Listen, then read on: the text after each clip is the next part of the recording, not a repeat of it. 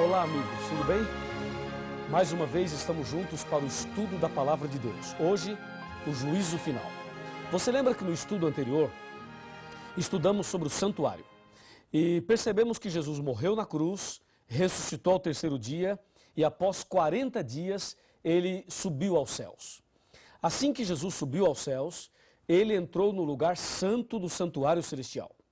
Mas, de acordo com uma data profética, baseado em Daniel 8, verso 14, Jesus passou do santo para o santíssimo e agora, nesse momento, Jesus está no lugar santíssimo do santuário celestial, intercedendo por nós.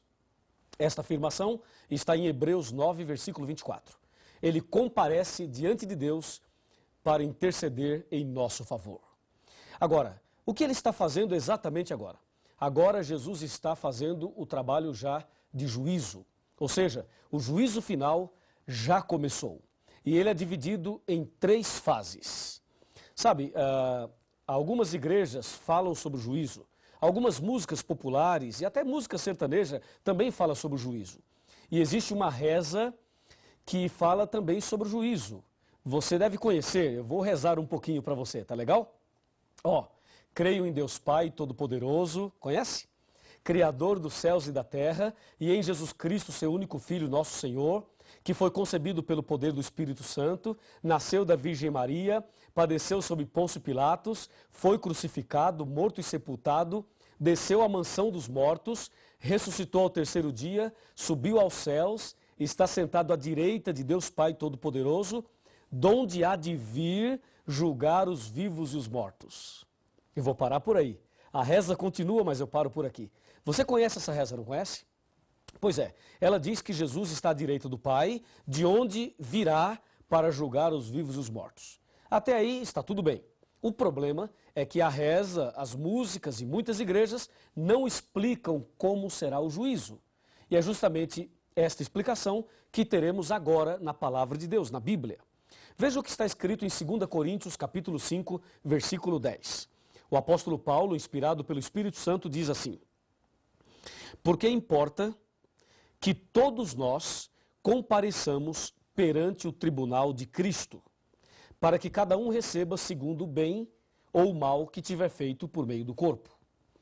O que eu gostaria de chamar a sua atenção e destacar nesse versículo é que todos nós compareceremos diante do tribunal de Cristo. Todos, ricos e pobres, reis, governadores, presidentes, ministros, todos. Pessoas brancas, pessoas negras, homens, mulheres, pessoas de todos os níveis da sociedade, de todos os tipos, de todas as posições, todos comparecerão naquele dia diante do tribunal de Cristo. Ou seja, no juízo final, nenhuma alma escapará. Todos nós passaremos em revista diante de Deus. E mais, nesse juízo final, não dá para praticar suborno, ou seja, se alguma pessoa extremamente rica, na hora do julgamento, vai perder a sua salvação e de repente ela resolve fazer ali uma barganha com Jesus e falar: Senhor, que tal um cheque aí especial para o Senhor quebrar o meu galho? Sabe, isso não existe. No juízo de Deus, a justiça e o amor e também a misericórdia triunfam. Tudo bem que na esfera humana, na esfera humana, como nós somos pecaminosos, cheios de defeitos, pode até acontecer algum tipo aí de suborno, mas a verdade é que no juízo de Deus, Deus é perfeito em tudo que faz. E se você deseja a salvação, é preciso se preparar a partir de agora. E deve saber que perante Deus não há nenhuma injustiça. Ou seja, ninguém será salvo injustamente e ninguém se perderá injustamente. A palavra de Deus diz que todos nós iremos comparecer perante o tribunal de Deus. E a pergunta é: o que é que Deus vai julgar? Exatamente o que será julgado por Deus? Me acompanhe nesse pensamento. O que é que Deus vai julgar nesse momento envolvendo todas as pessoas, todos os seres humanos? Abra sua Bíblia no livro de Eclesiastes, capítulo 12, verso 13 e 14. Repetindo para você, capítulo 12. Abra sua Bíblia aí, eu estou fazendo a mesma coisa aqui. Está bem aqui, Capítulo 12. Vamos ler somente o verso 14. O 14 diz, porque Deus há de trazer a juízo todas as obras. Percebeu? Todas as obras, até as que estão escondidas, quer sejam boas, quer sejam más. Vem aqui, chega mais perto. Aqui diz que Deus vai trazer a juízo todas as obras. Pode se aproximar mais, bem mais perto. Ó, Deus vai trazer a juízo todas as obras. E a palavra de Deus diz, até as que estão escondidas. Diz aí, quais são as obras que nós costumamos esconder? Escondemos as boas obras ou as más obras? Com certeza, as que nós mais escondemos são as más obras. E aí, você já cometeu algum pecado e escondeu? Existe algum pecado escondido na sua vida? Que o pastor não sabe, que a liderança da sua igreja não sabe, e que a sua família não sabe, e que o seu marido não sabe, ou a sua esposa também não sabe? Alguma coisa que você fez que você escondeu, deixou escondido ali? Sabe quem fez isso no passado? Foi o rei Davi. O rei Davi praticou um adultério, depois mentiu, depois mandou matar o marido daquela mulher e escondeu esse pecado. Escondeu durante muito tempo, até que um dia o profeta Natan veio visitá-lo. E ao visitá-lo, o profeta Natan lhe contou uma história e depois revelou a Davi que o pecado que ele havia escondido não estava bem escondido assim. E aí se cumpre o texto de Jesus que diz, não há nada encoberto que não seja descoberto, não há nada oculto que não seja revelado. E o profeta Natan olhou nos olhos do rei Davi e disse, Davi, tu és o homem que cometeu este pecado. E aí Davi caiu de joelhos, arrependido, confessou seus pecados a Deus e pediu perdão. E esse momento em que ele se arrependeu está no Salmo 51, quando Davi diz, Deus, dá-me um coração puro e renova dentro de mim um espírito inabalável. O juízo final envolve a todos e Deus vai julgar todas as obras, até mesmo aqueles pecados escondidos. Hoje você saberá como agir, o que fazer para na hora do juízo receber a absolvição, o perdão, a salvação. Então vamos analisar juntos todos esses detalhes. O que fazer, como agir diante do juízo, tá legal? Então vamos abrir a Bíblia e vamos saber detalhes do juízo e saber como devemos agir. Me acompanhe, por favor. Me acompanhe aqui. Aqui está. Aqui diz que Deus vai trazer a juízo todas as obras. Pense um pouquinho. Desde que você nasceu até agora, quantas palavras já falou? Quantos passos já deu? Quantos pecados você já praticou? Quantas coisas boas você já fez? O que se passou na sua vida desde o seu nascimento até agora? Se o juízo final terminasse hoje para você, você estaria salvo ou perdido? Você estaria com a salvação garantida? O que você acha? Pense aí. É o seguinte, se você está em dúvida, se alguma coisa te preocupa, então calma. Nós vamos agora analisar estes detalhes do juízo final. Primeiramente, quem é quem no juízo final? Quem é quem? Quem é o juiz? Quem é o advogado de defesa? Quem é o advogado de acusação?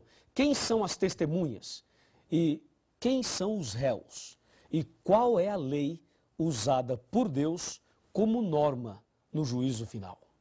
Vamos saber quem é quem? Isso está tudo na Bíblia. E eu convido você para me acompanhar nessas leituras e saber então o diagrama do juízo. Quem é quem no juízo final? Para você entender muito bem isso, é preciso saber que o juízo está dividido em 3 fases. A primeira fase está em Apocalipse 14, versos 6 e 7. Abra sua Bíblia, Apocalipse 14, versículos 6 e 7. Está aqui, ó.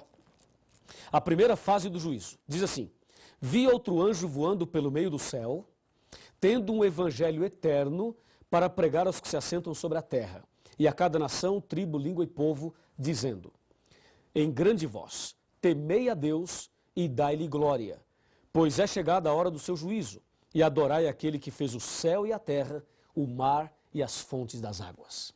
Percebeu? Nesse versículo, ou nesses 2 versículos, encontramos, chegou a hora do juízo.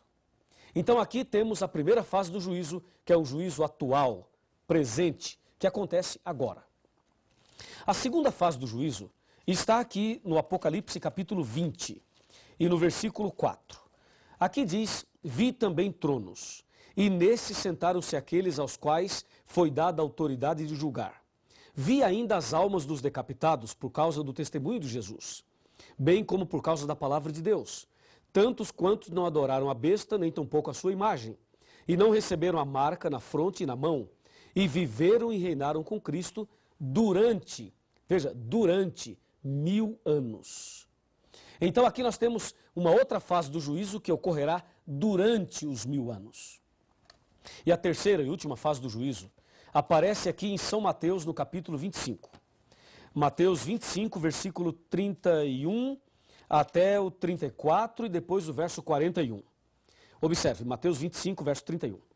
Quando vier o Filho do Homem na sua majestade, e todos os anjos com ele, então se assentará no trono da sua glória. E todas as nações serão reunidas à sua presença.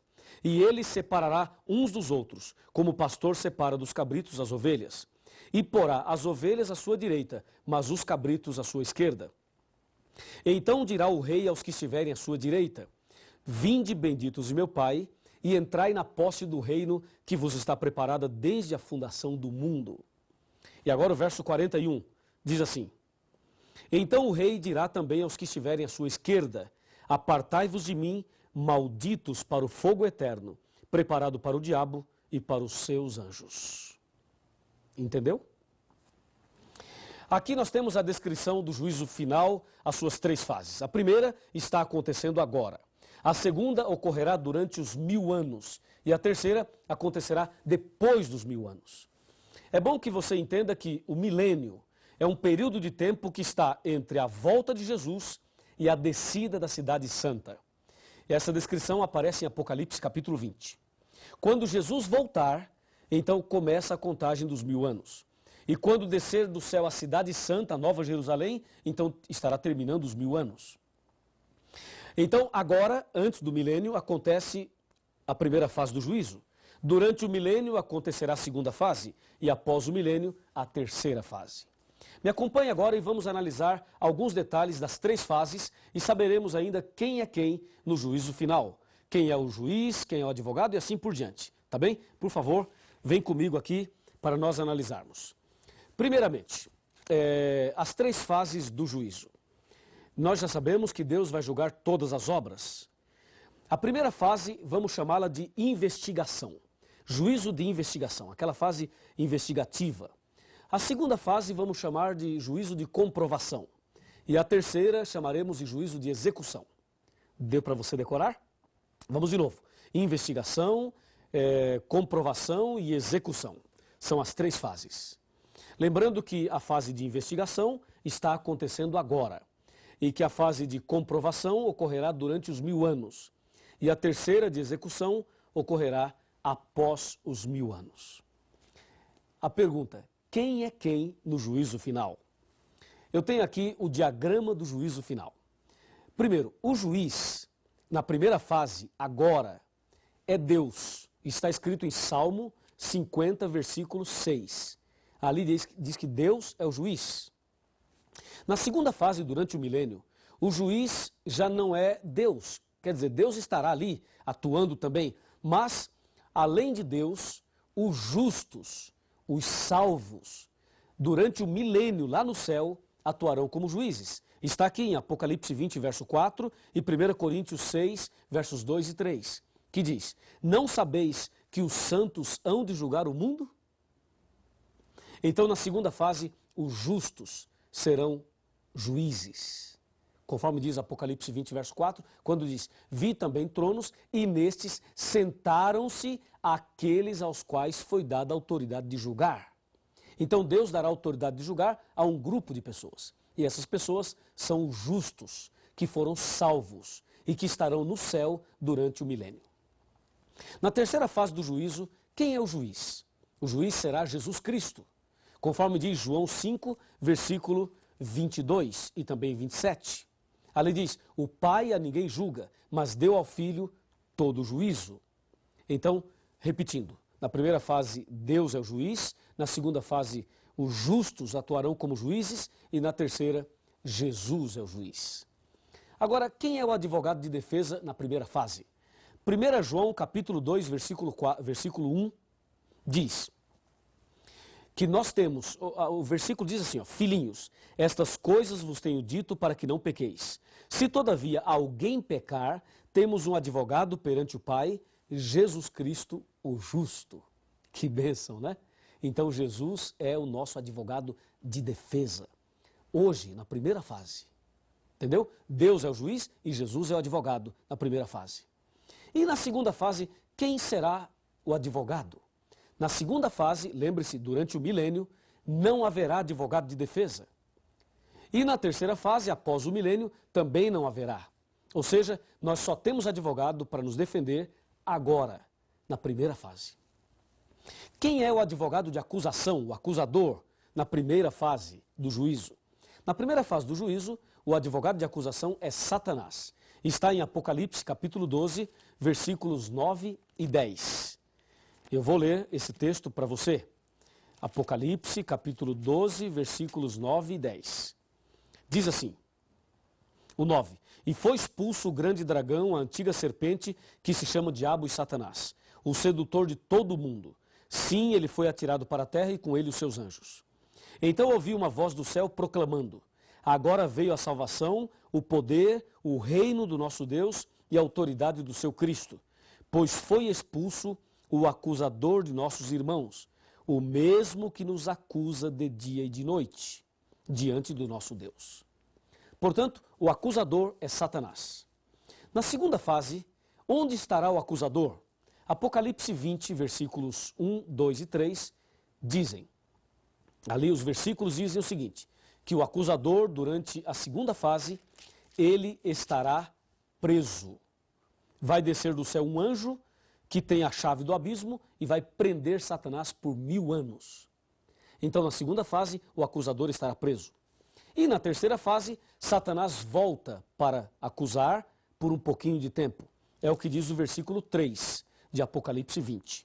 Aqui diz, claramente, lançou-o no abismo, fechou-o e pôs selo sobre ele, para que não mais enganasse as nações, até que se completassem os 1000 anos. Depois disto, é necessário que ele seja solto por pouco tempo. Então, depois do milênio, na terceira fase, Satanás volta como acusador, mas por pouquinho tempo. Agora, quem são as testemunhas? As testemunhas do juízo final são os anjos. Apocalipse 5, versículo 11. Os anjos. Na primeira, na segunda e na terceira fase. Os anjos são as testemunhas. E quem são os réus? Claro que os réus são todos nós, não há dúvida. Mas, na primeira fase do juízo, os que estão sendo investigados, julgados nesse processo investigativo, são os cristãos, os justos, os filhos de Deus. Conforme diz aqui 1 Pedro 4,17. Está aqui, ó. 1 Pedro 4,17. Porque a ocasião de começar o juízo pela casa de Deus, ou seja, pela igreja, é chegada. Ora, se primeiro vem por nós, qual será o fim daqueles que não obedecem ao evangelho de Deus? Então, percebeu? O juízo começa pela casa de Deus, pela igreja, pelos cristãos, por aqueles que servem a Deus. É o que diz a palavra de Deus. Então, hoje, os cristãos estão sendo julgados. Na segunda fase do juízo, durante o milênio, os ímpios serão julgados. Na verdade, na segunda fase do juízo, o julgamento é só de comprovação. E na terceira fase do juízo, todos ouvirão de Cristo a sentença final. Os justos ouvirão de Cristo, vinde benditos de meu Pai. E os ímpios ouvirão de Cristo, apartai-vos de mim para o fogo eterno.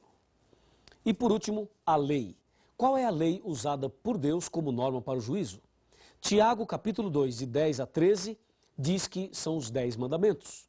Os 10 mandamentos é a lei usada por Deus como norma para o juízo. Se os 10 mandamentos são usados por Deus como norma para o juízo, eu pergunto, o que dizer daqueles que não aceitam a lei, que não aceitam os 10 mandamentos?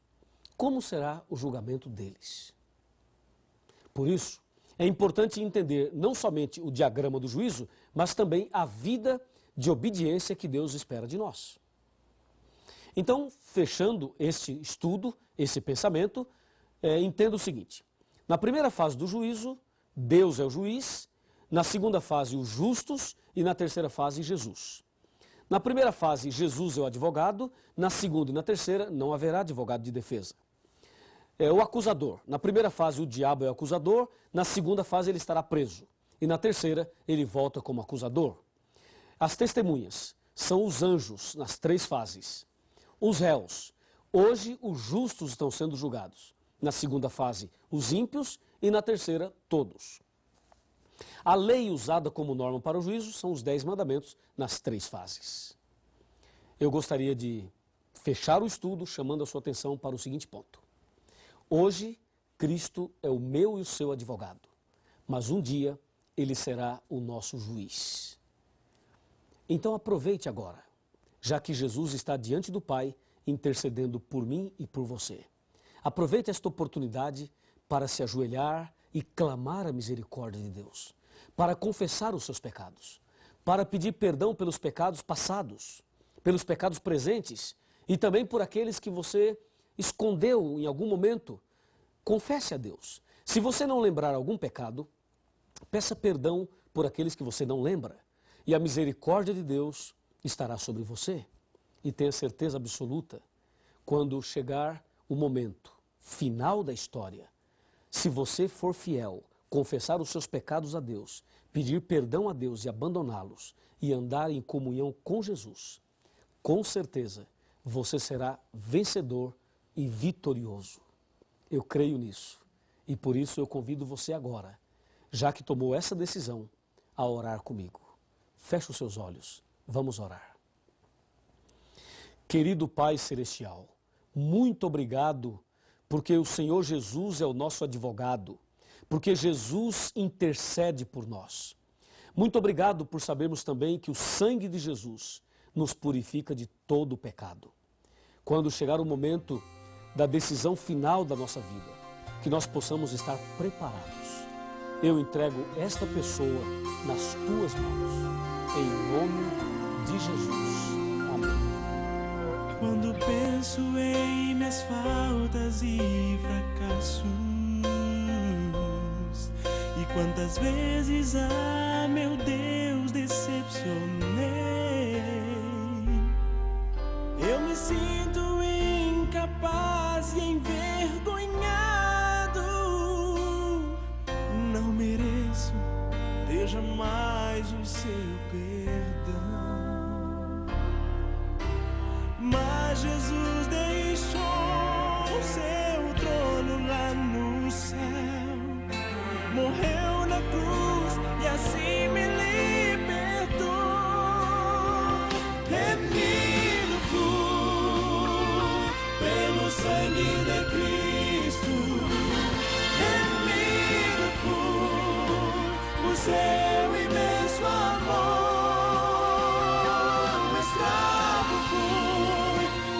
Garras do pecado, Jesus me libertou. Remido fui, remido fui pelo sangue de Cristo.